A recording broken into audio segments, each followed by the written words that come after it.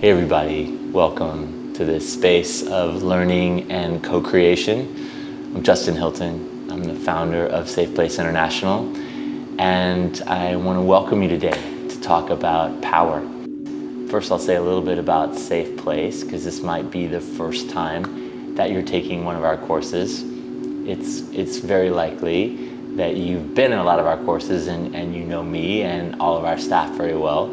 But for those of you who are coming for the first time, Safe Place is an international organization that started out doing a lot of work to support LGBT communities, refugees and folks that are displaced in their own country, as well as women and children around the world, with just the basic things, with food, with shelter, with legal help, with just survival stuff.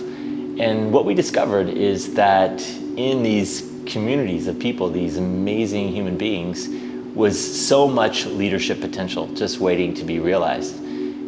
Simultaneously, we saw that the world is in crisis, and the world is in a place that our very survival is in question. And what we have learned over the years is that the people that are missing from the decision-making tables, from the places where resources are allocated and policies are made, are people in marginalized communities. So we also recognize that most of the world of education, universities and training programs, are geared towards communities of privilege.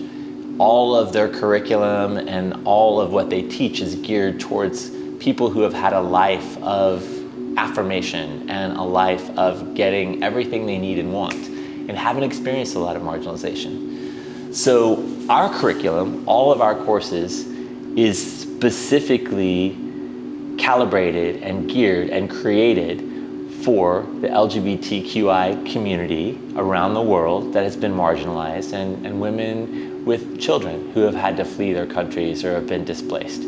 So that's the work we do, and the reason that we do it is that we know that the life experience of being marginalized, systematically told that you don't belong, that who you are is wrong, that something about you just doesn't fit, and that your potential to contribute is limited by that not belonging. That if you've experienced that, you've had to go inside and really find out who you are for yourself, because somebody else wasn't giving you those positive messages.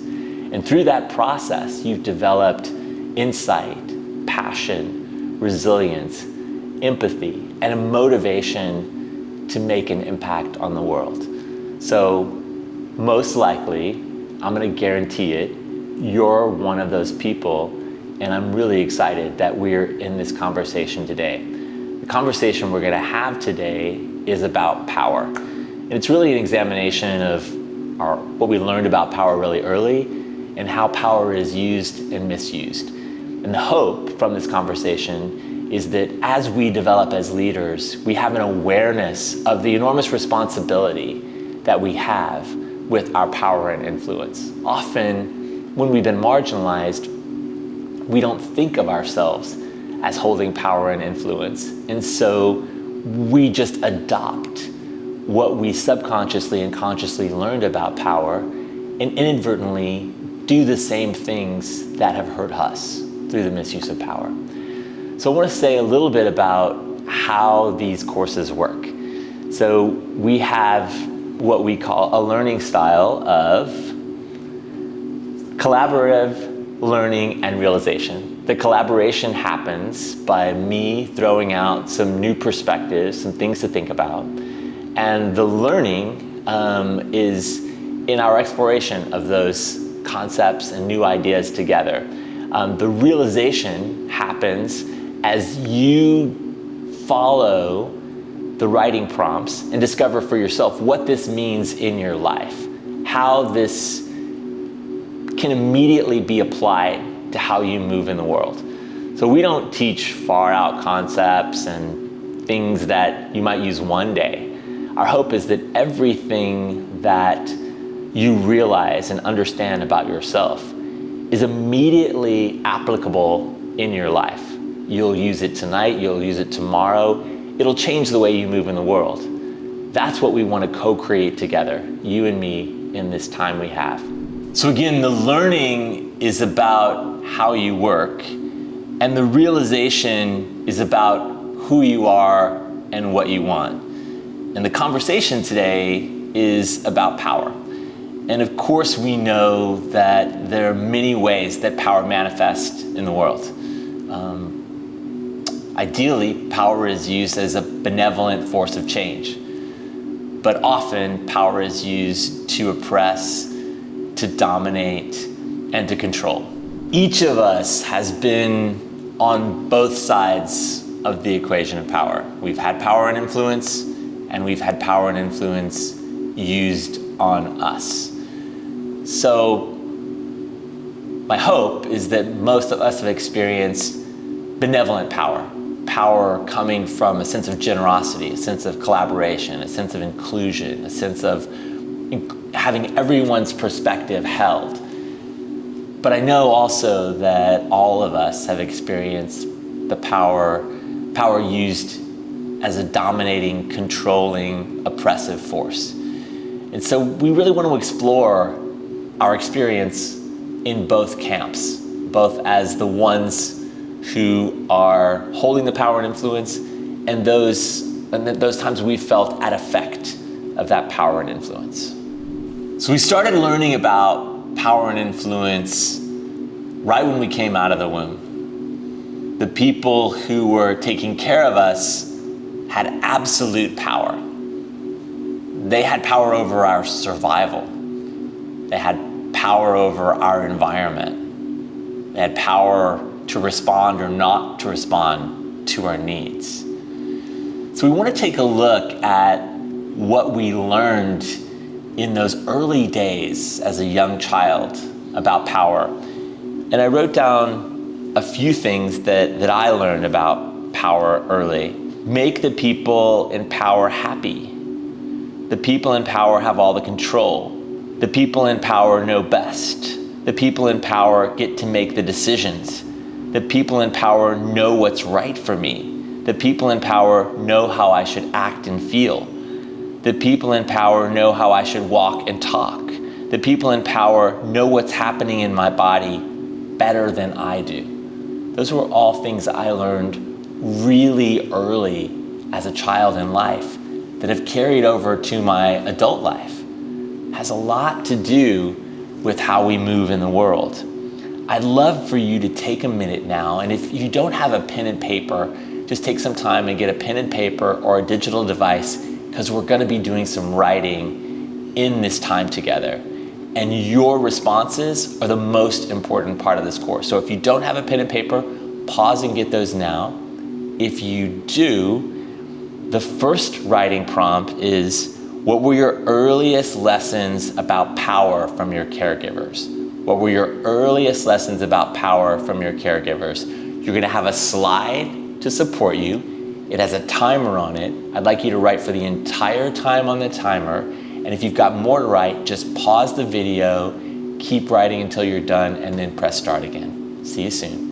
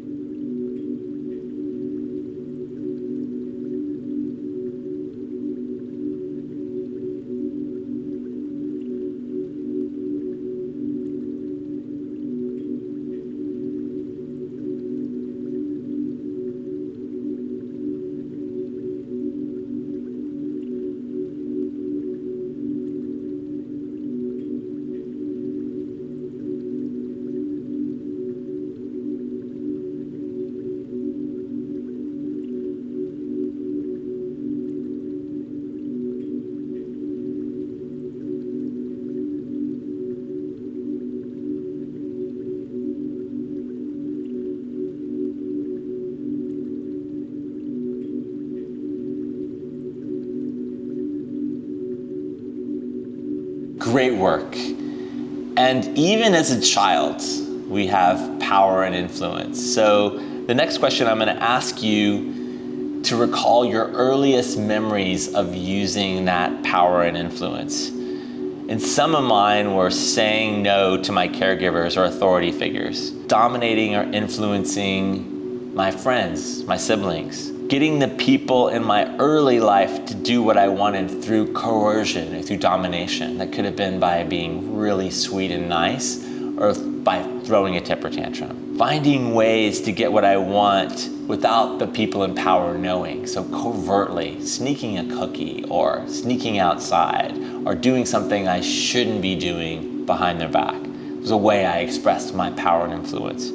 Acting in a way that got people to do what I wanted them to do. That could be anything. Could be being funny, being charming, being engaging, doing what I needed to do to get other people to do what I wanted them to do. Those were some ways that I expressed my early power and influence.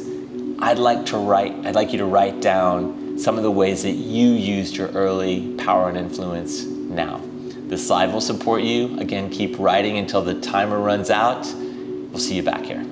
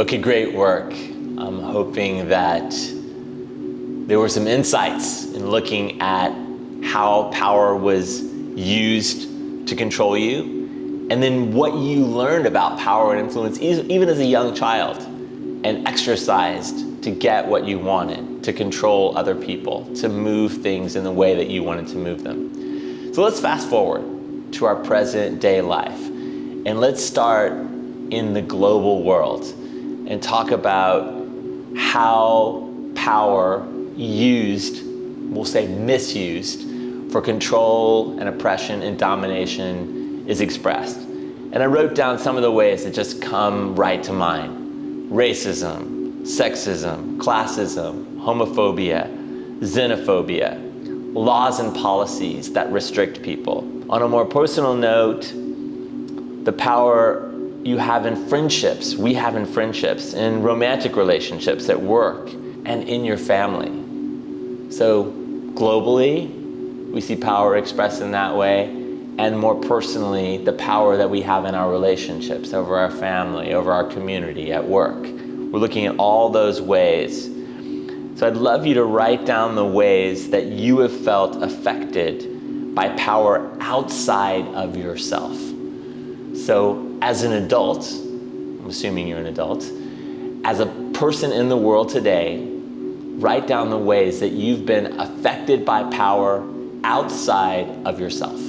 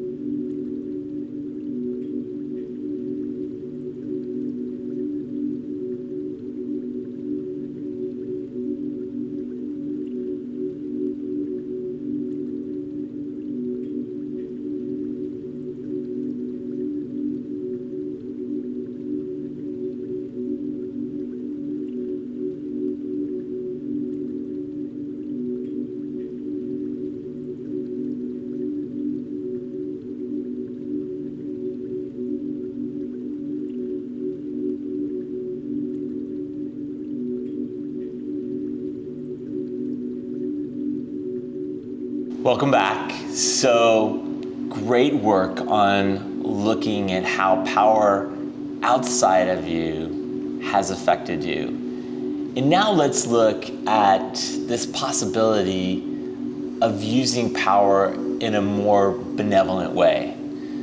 But this is tricky, right? Because we can imagine that the architects of war and oppression and policies that allow for all kinds of terrible things to happen all thought on some level that they were using their power for greater good, right? So we want to really take a fierce examination of what this really means.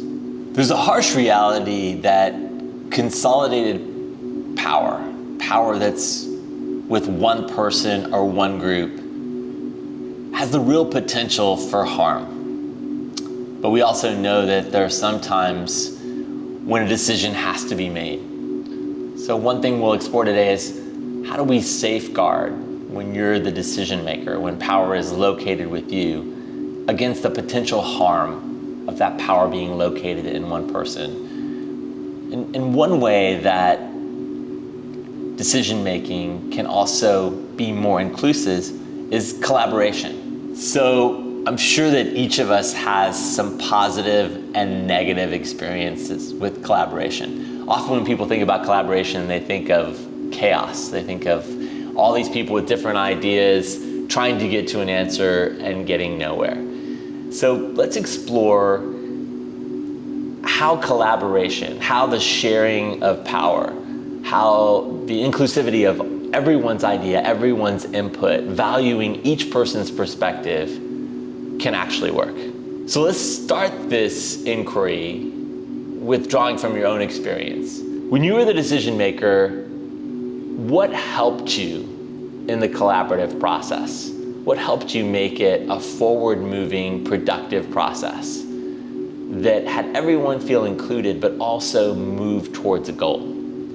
Got a slide for you. Keep writing till the timer's out. What helped you when you were the decision maker in a collaborative process? Write it down.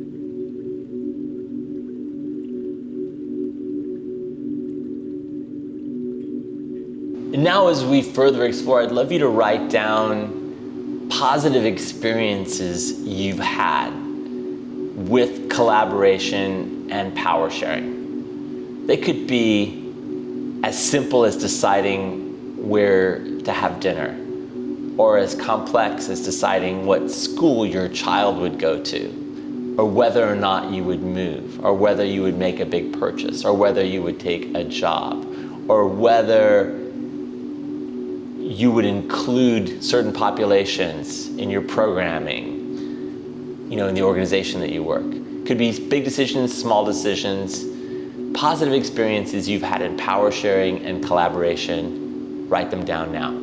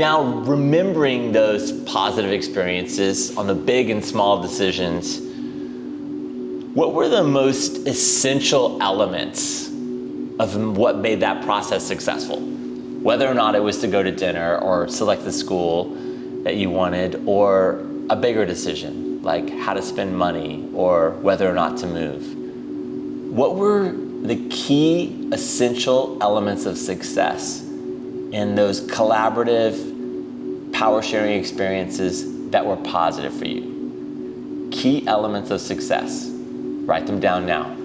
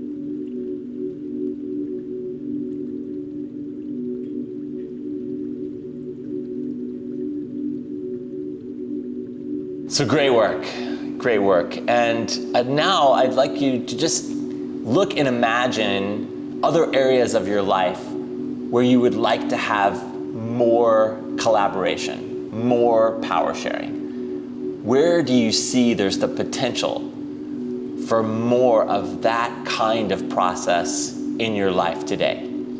Use the slide, keep writing till the timer's up, write them down.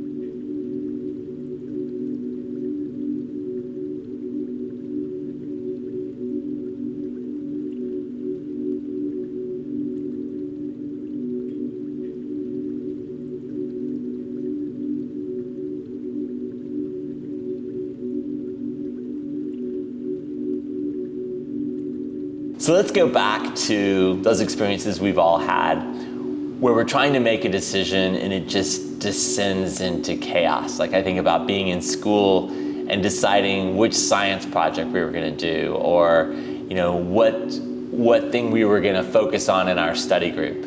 And 20 minutes was spent just going round and round and round. So in this next section, we're going to really look at some of the best practices for collaboration and power sharing. And one of those is everyone having clear roles and objectives.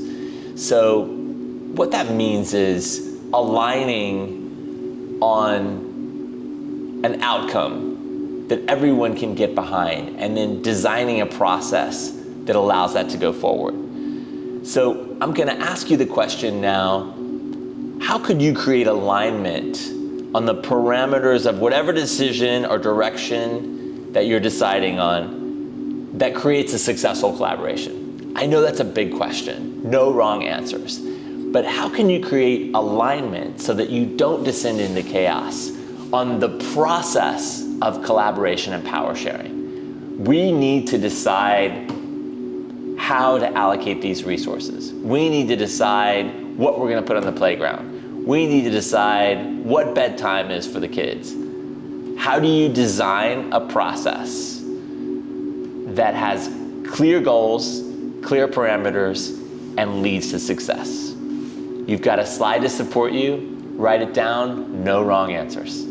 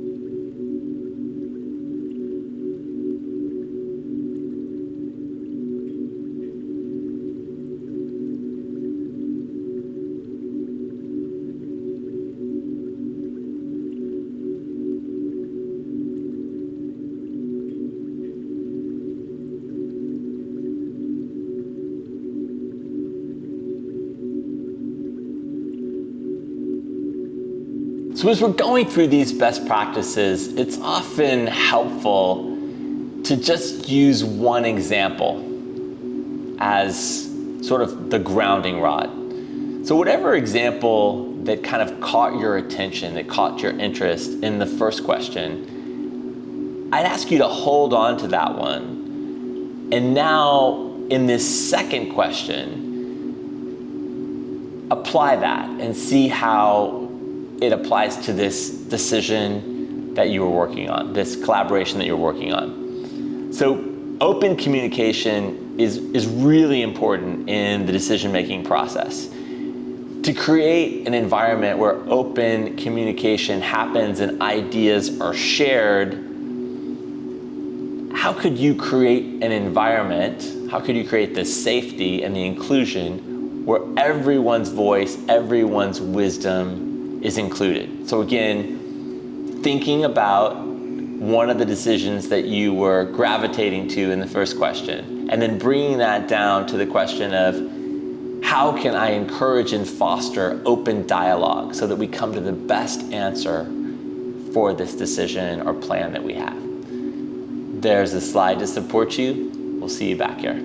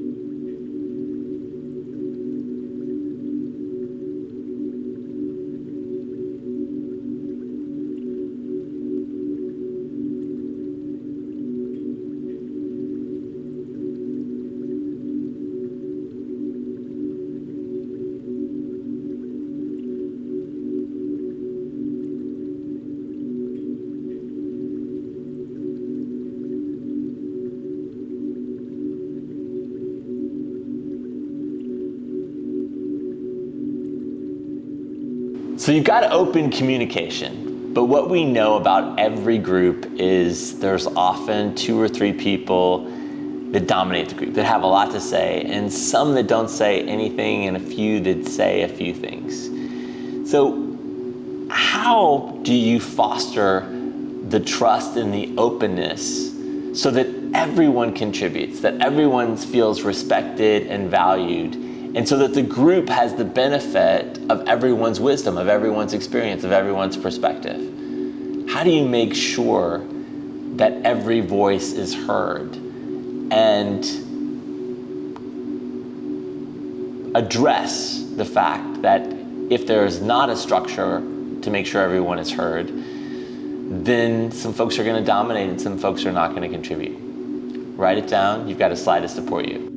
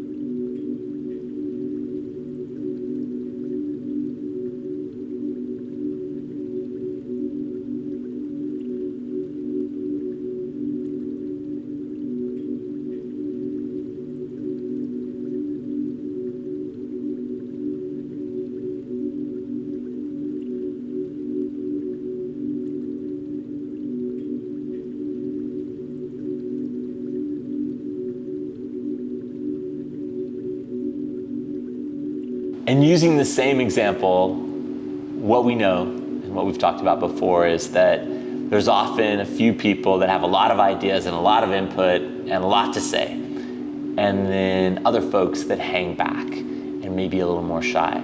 How do you make sure that every voice is heard, that everyone's included, that you're really harvesting the wisdom of everyone's perspective?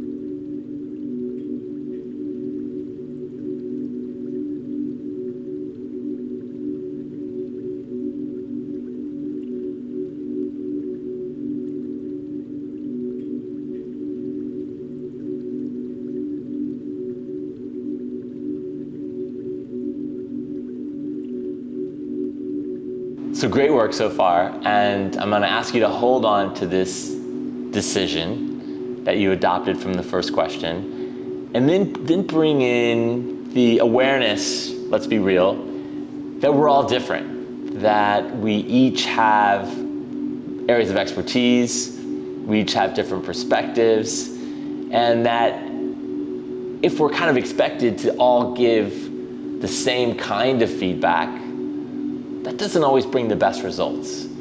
So how would you create clear roles and responsibilities in this decision that you were made? Maybe if you're making the decision on which school your kid should go to, someone talks about cost, someone talks about quality of education, someone talks about what the children want, someone talks about the distance from the house the school is. But how would you structure this discussion on the situation that you're making a decision on in a way that recognizes that we're all different and pulls in everyone's expertise? Everyone has a role to play, an end to hold up, a contribution to make. Again, no wrong answers. We're just exploring best practices around collaboration and power sharing. Write it down. There is a slide to support you.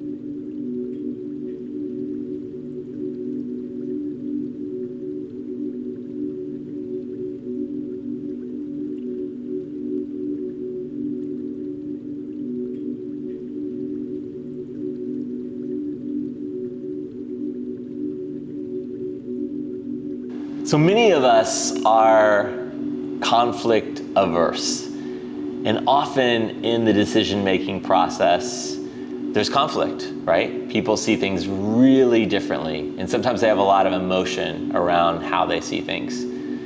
How would you deal with, in this example that you've been using throughout this series of questions, conflict as it comes up?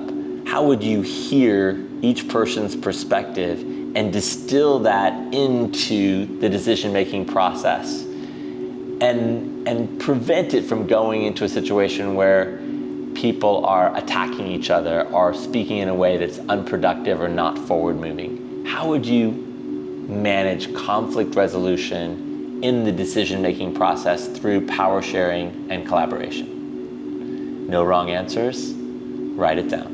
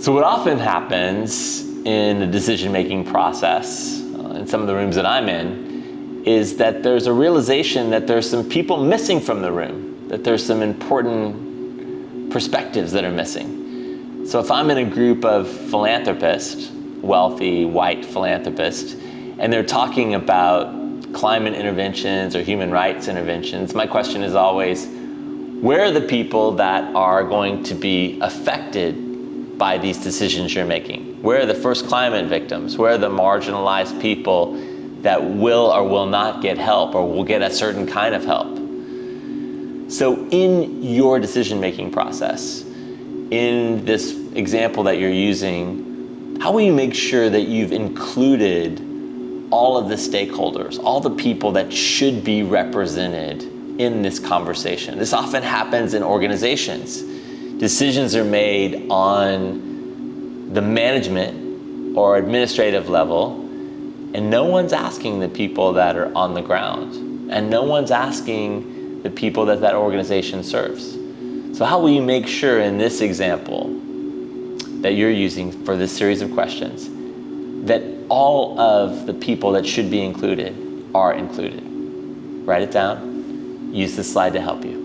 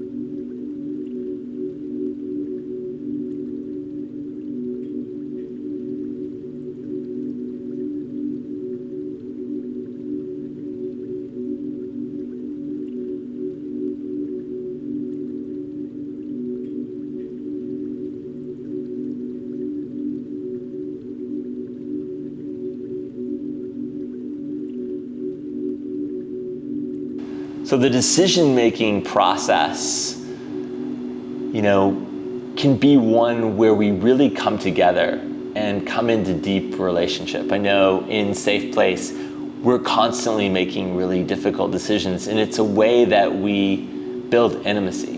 And how we build intimacy and become more deeply related is we celebrate successes and we consciously learn from our failures. So if we're having a really hard time with a decision, we recognize that there's something flawed in the process and we correct it together.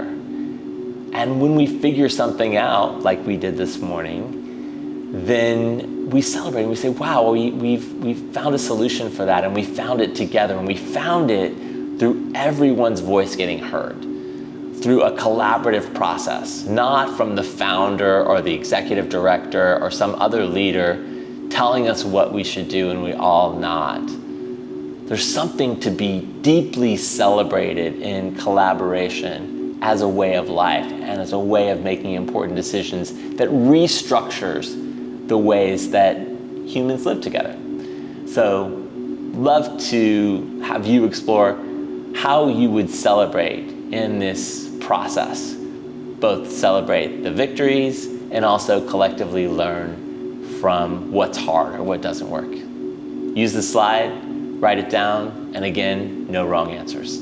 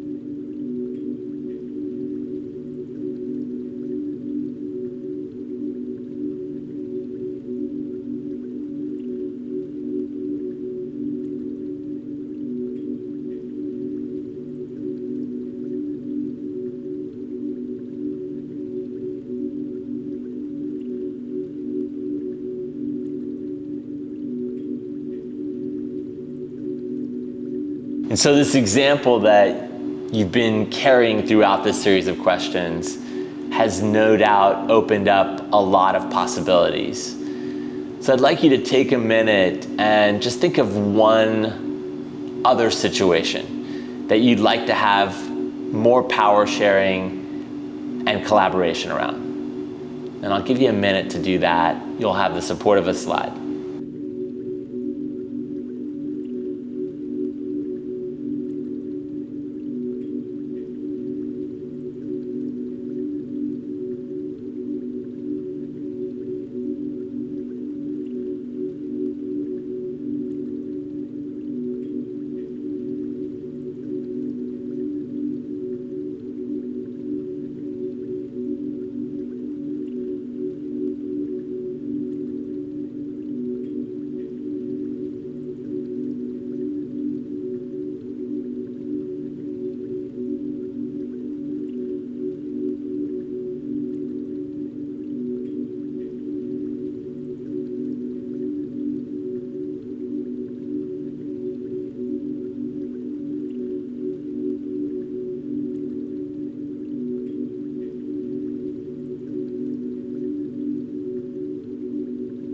And now looking at that example, how can you use what you've learned today, both from your own reflection and from what we've been exploring, to cultivate more power, sharing, and more collaboration around this decision? I'm going to give you a couple minutes. You'll have a slide to support you.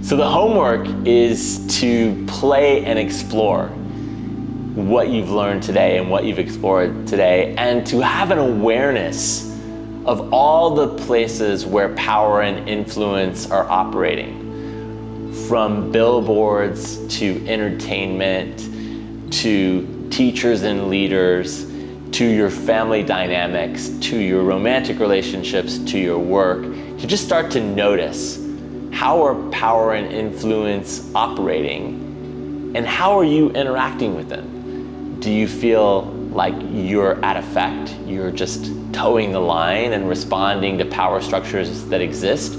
Or are you actively, proactively using your own power and influence to create environments of collaboration, of power sharing, of inclusion, of making sure that everyone's voice is heard? This next period, while you're out in the world, having just had this experience of really examining power, is a time to raise your awareness and raise your participation in collaboration. in co-creating a world that operates from a different model than consolidated power and looking for somebody else to make the decisions, or forcing, either through coercion or domination, your will, your decisions, your views on other people. So go out and do that homework. Thank you so much for spending the time to explore with me today. We hope to see you soon at another Safe Place International course. We hope to see you in our Master Leadership course called the Dream Academy. We hope to see you everywhere. Have fun out there, do great work. We'll talk soon.